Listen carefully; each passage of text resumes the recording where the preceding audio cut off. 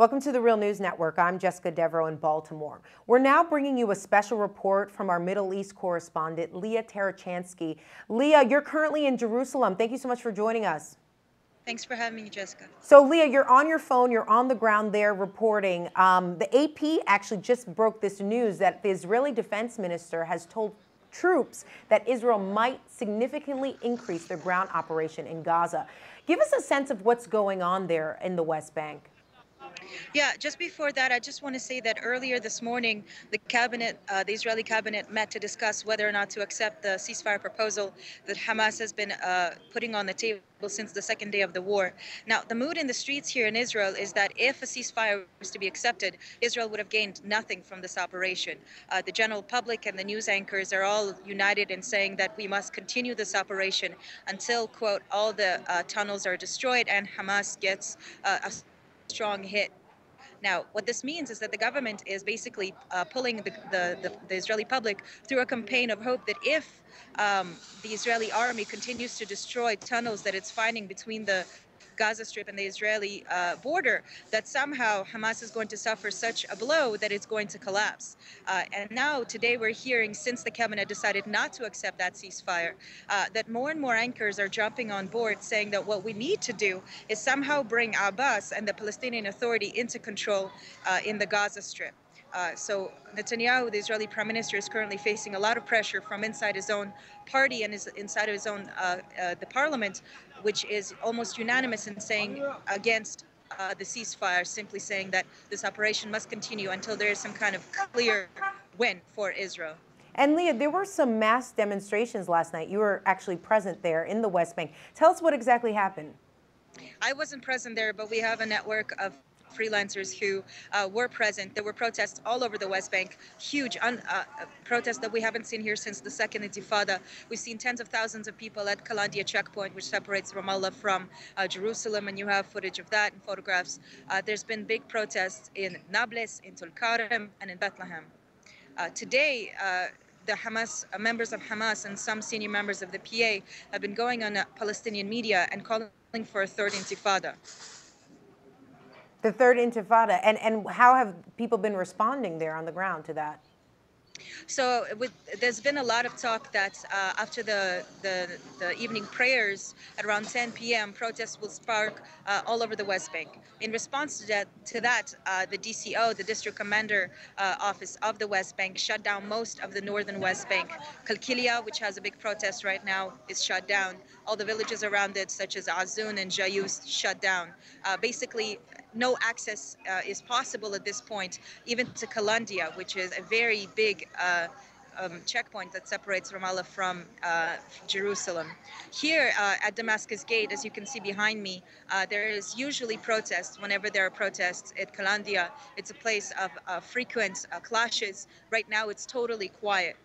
As you can see over here, people are just sitting at coffee shops everywhere, watching live footage from the Gaza Strip, updates all the time of civilians getting hit with Israeli bombardments. So we don't know whether the call for Third Intifada is going to be answered by the streets, partially because of the total shutdown of the northern West Bank by the Israeli army, and partially because Mahmoud Abbas, the president of the PA, has been strongly urging people to be patient and is trying to get involved by flying to Turkey, to Qatar, to Egypt, and on Thursday to Jordan to get himself involved in the ceasefire negotiations, trying to get himself into the political, into the rooms where the political decisions are being made.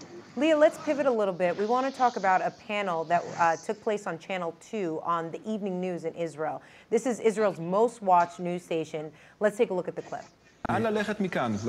קודם כל, צריך לזכור, הפסקת אש כמוה כהזרקת מורפיום לעצמנו. יש לזה השפעה זמנית, שקט זמני, וכשזה יפוג, אנחנו נחזור אחורנית. תראה, מה שקורה בימים האחרונים, למעשה היומיים האחרונים, זה לא רק האירועים המאוד מאוד אלימים, זה לא רק סביב ה-27 רמדאן, שזה היום שבו למעשה הקוראן ירד למטה.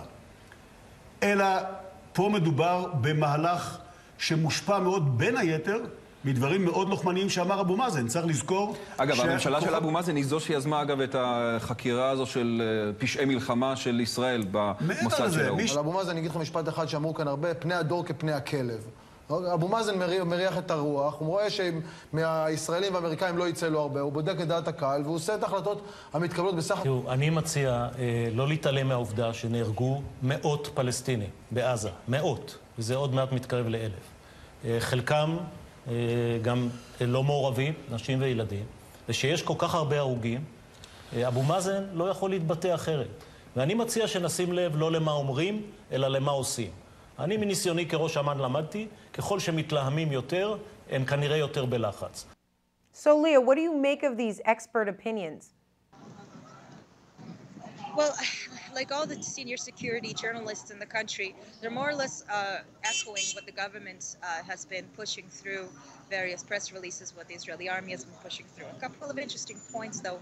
We see here that the government and the senior security personnel, the former head of the Israeli Army Intelligence Agency, they're trying to make it seem like Palestinians, just for no reason whatsoever or for religious reasons, are rising up and creating violent protests for Israel for no reason. Of course, they're not connecting the fact that these are protests in solidarity with the Gaza Strip, that these protests have been going on since the occupation started for political reasons. So that's a very, very important point that is completely missing.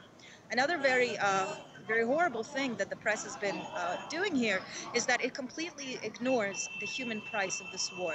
What we've seen over and over again is that the press either doesn't report at all on the casualty rate in the Gaza Strip or reports on it on the back pages of newspapers. The only journalist in the country that actually talks about the human impact of this war is Amir Ahas, who's an Israeli journalist who's based in Ramallah. And as you saw in the panel, one of the former head of the Israeli Army Intelligence says, you know, the number of casualties right now is almost 1,000, and we have to remember that some of these people are not actually involved in the fighting. When, according to the UN, almost 80% of the casualties are civilians who are completely not connected to any kind of resistance. And this is a context that is completely lacking from the news. The news reports day in and day out where sirens are heard, where rockets from Gaza are falling, which tunnels the Israeli army is taking apart. And this is what the Israeli public is hearing, and this is where their attention is aimed. So the fact that sewage pipelines were bombed and the sewage has been mixed with the water, making 1.2 million Gazans unable to reach clean water. The fact that everyone who lived west of Salahuddin Street or east of Salahuddin Street in the Gaza Strip was forced to move west, further increasing the density of population and, of course, the casualty rate as Israel continues to bomb the Gaza Strip. None of this context is visible in the Israeli press. The Israeli press is completely ignoring this. And this is one of the main reasons why there is such a unilateral support, both on the street, in the press, and in the government for this war. All right, Leah Tarachansky joining us from Jerusalem. Thank you for that report.